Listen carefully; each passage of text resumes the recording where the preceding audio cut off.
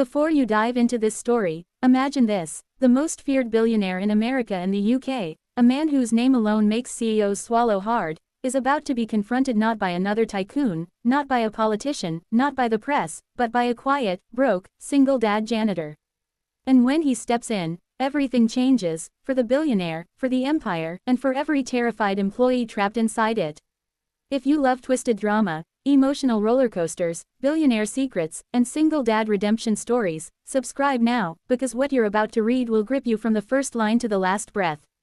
Ethan Cole never wanted to work at Hawthorne Tower, the headquarters of the most ruthless billionaire in both the US and UK business press, Victor Hawthorne, but fate didn't care about preferences. Fate cared only that Ethan was a single dad with a hungry 5-year-old and rent 3 months late. So when the job opening appeared, a janitor position buried at the bottom of a job board, offering minimum wage but paid weekly, Ethan applied before his shaky hands could hesitate, unaware he was walking into a building where employees operated with the fear of soldiers under hostile command, where silence dominated hallways, and where Victor Hawthorne's presence was enough to make grown professionals stand straighter, speak softer, and move like ghosts trying not to wake a monster. Because Victor wasn't just wealthy, he was powerful in ways newspapers whispered about, a man whose acquisitions could topple industries and whose temper was legendary, rumored to have ended careers with a single glare. And yet when Ethan entered the massive marble lobby for the first time, holding his son-Noah's hand because he had no babysitter that morning, no one even looked at them. He was invisible, dismissed like dust floating through sunlight, and maybe that was a blessing because it allowed him to observe silently.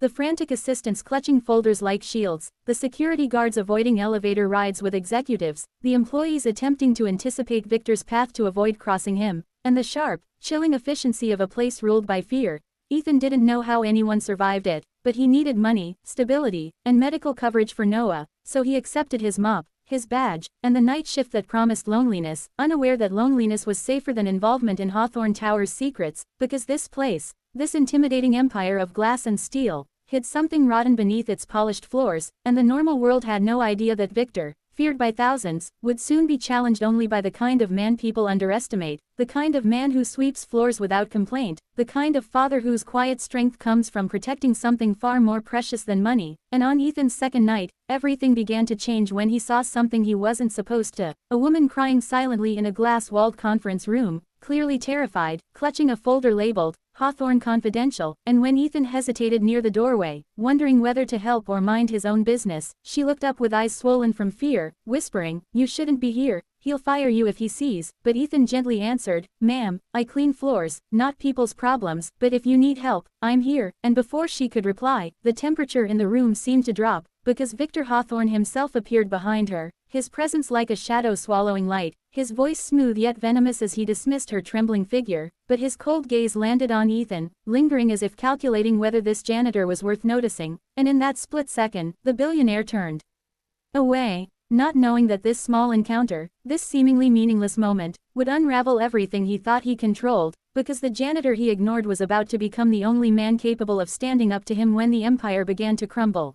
The shift from invisibility to involvement happened faster than Ethan expected, beginning with strange whispers among employees, rumors about fraudulent acquisitions, missing funds, ethically dangerous experiments hidden behind philanthropic fronts. And though Ethan tried to ignore the murmurs, focusing instead on no school lunches and overdue bills, he accidentally became the silent witness to more secrets. Shredded documents clogging disposal systems, late-night meetings where powerful men argued in panic, and a tense encounter where Victor shouted at his brother Damien about something too big to let anyone find out. And as days passed, Victor's cold eyes began noticing Ethan more often, not aggressively but suspiciously, like he sensed the janitor was seeing too much. And meanwhile Ethan discovered that the crying woman he'd seen earlier was Amelia Rhodes, chief financial analyst, intelligent, kind, and trapped under Victor's control because she had uncovered internal corruption tied to a project Hawthorne planned to launch globally, a project that could devastate thousands of smaller companies and exploit vulnerable communities. And when she finally confided in Ethan, because he was the only person who treated her like a human rather than a pawn, she warned him that Victor was planning something catastrophic,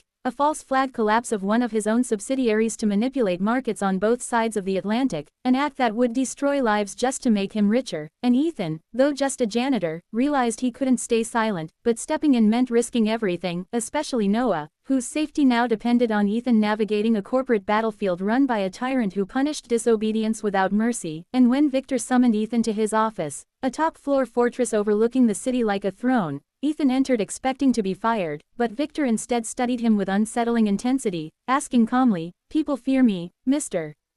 Cole. But you don't flinch. Why is that?" And Ethan replied with quiet honesty, "Because fear doesn't raise my son.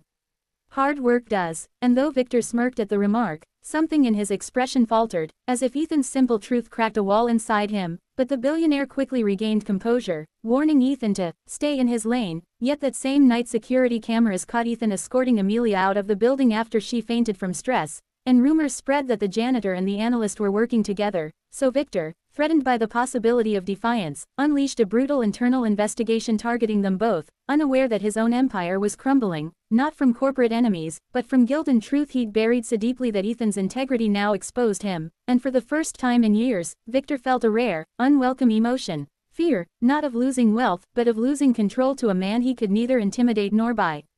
The climax arrived the night Victor attempted to initiate the catastrophic market collapse, a night when Hawthorne Tower buzzed with frantic energy as executives scrambled to execute orders they didn't fully understand. But Amelia, clutching evidence she had gathered for weeks, begged Ethan to leave with Noah and never return because confronting Victor could destroy them. Yet Ethan, realizing that silence enabled monsters, refused to walk away, saying, "If people like me don't step in, people like him keep winning," and he infiltrated the executive floors using access codes he'd memorized during cleaning routines, reaching the control center moments before the illegal launch, confronting Victor in a glass room where the city lights reflected like shattered stars, and Victor, furious yet strangely wounded, demanded, "Why are you doing this? You're nothing, just a janitor." But Ethan stepped closer, eyes unwavering, replying, "Maybe. But I'm a father. And fathers protect more than just their kids.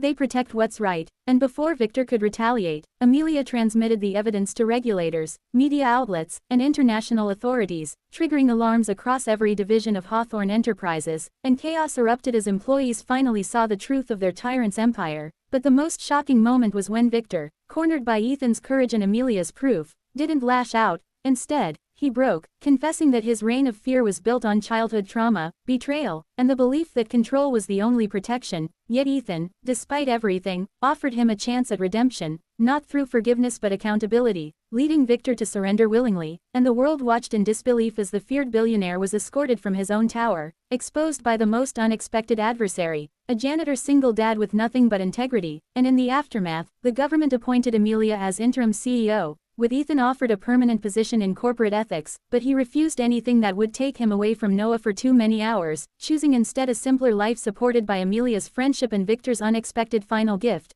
a trust fund for Noah's education sent anonymously from prison, with a short note reading, "He deserves a world better than the one I built." And as Ethan walked past the tower months later, holding Noah's hand, employees whispered not about the billionaire anymore but about the janitor who stepped in and changed everything, proving fear holds power only until someone brave enough stands up and says, "Enough."